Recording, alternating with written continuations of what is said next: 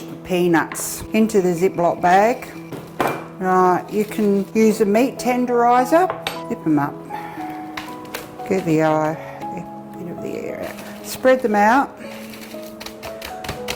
Don't crush them too fine because you want the texture, you want to taste them. So you can, if you haven't got a meat tenderizer, vicious looking weapon, use a rolling pin. Just as good. Flat side of the boomer.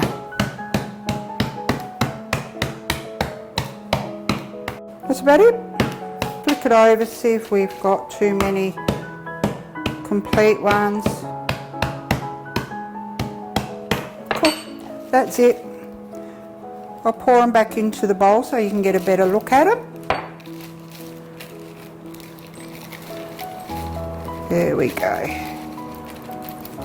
Oh, you can actually smell, it's like you're going past Charlesworth's nuts and they're just cooking the peanuts and etc. Yum. Oh, delicious smell. Ah, there they go. There they are. There's the texture. Some are a bit bigger than others, that's fine. Once again, it's your own, what you want. Right, so now we're getting on to making the salad. Red onion, chop the ends, make life easy for yourself. So I'm just going to put that there. Now what we're going to do is thin wedges, right? Very, very thin wedges. So you just keep on going smaller and smaller. So see how they've come out, and then separate them. If you want smaller again, cut them straight. Okay, always a matter of personal taste. I mean, if you don't want it, just slice them normally if you want to. It's just how you like it to look. I think it looks nice when it's in the little crevicey, I don't know what you call them, half moon shape. Right, spread it out a bit.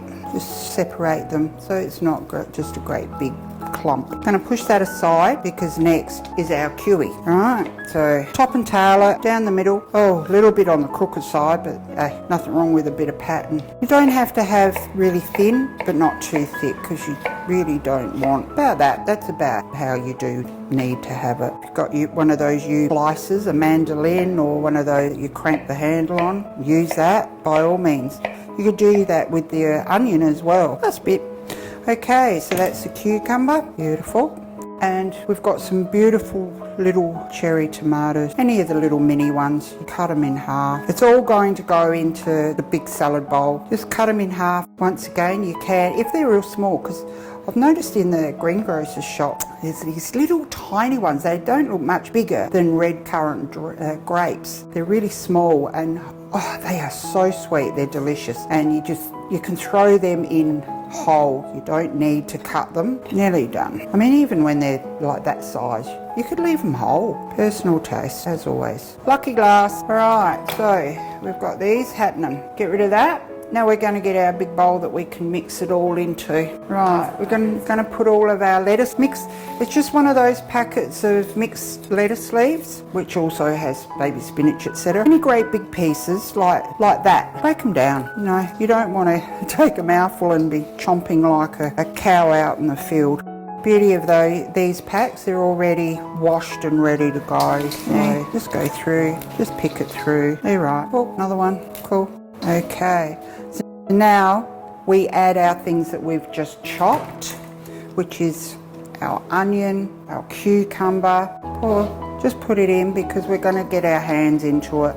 Put it in. One thing that you can put in this salad if you want is sliced up red capsicum. Not everybody is too fond of capsicum, so it's totally up to you. We're just going to pull mint leaves and put them into the salad. Don't want the stalks. They look a bit tired. You would be too if you've been up all night in the fridge. Tear them away. You can tear them up. If you come across big leaves, just tear them. It doesn't hurt them. It brings out the flavour. There's not a huge amount goes into the salad because you don't want to be mixing too many flavours in. Taste buds get confused and overpowered. Just go through, de-leaf, something that can be done the night before if you want. Just planning ahead. Right, Now we're going to do the same with some coriander. We're going to keep some of the coriander for afterwards, like just a sprinkle for garnish. In case you haven't noticed, I like my garnish. I'm a garnish person. I just think things need to look nice when you're going to eat it. All right, so in with the hands, but first off, give the dressing a bit of a stir and just drizzle some over the leaves.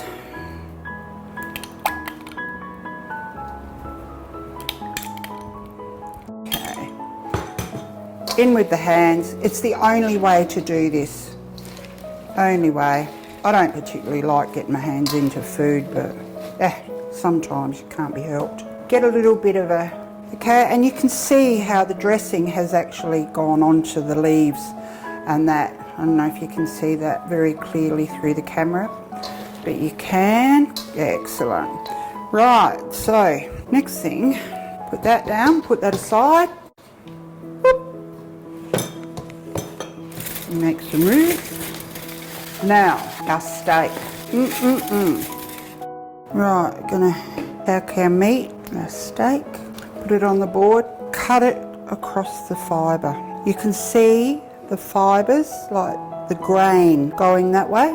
Right, see it? I don't know if you can, but believe me, if you look at it, you can see lines going through. And cutting across is like that, cutting across. Lovely bit of pink in that, beautiful. That is perfect medium. Okay, you don't want great big thick pieces. Trim the fats off if you want. I prefer to, but not everybody, because not everybody likes. Some people love it. They say the best flavour is, I always cook with the fat on because it helps to keep the meat tender and moist, and it's also a flavour base. We're going to just move that bit so it makes it a little bit easier to slice. It's cutting so beautifully. I'm putting hardly any pressure on this knife. Put that aside, get this piece, trim that fat. Any of your good cuts of steak or beef, you need the fat. It's a good sign that it's got some. If you've ever looked at ragu, it's got the marbling of the fat right all the way through it. So now our steak is beautifully sliced. We're going to put this over here. Take our serving bowl, bit of salad in it, bit of everything. Get it up, build it up. Okay, just make sure you've got a bit of everything there, and then get some of your meat. You can either mix it in amongst the salad or lay it across the top, and then people put their own meat in or their own dressing on it. Beautiful. Okay, so then we're going to garnish with a little bit of coriander that's been previously chopped, and sprinkling of your peanuts all over the top. Don't go too heavy. Beautiful. And a bit of your dressing over the meat. Anybody that's a master chef does it with a cloth. I don't. And there we have it. Warm Thai beef salad.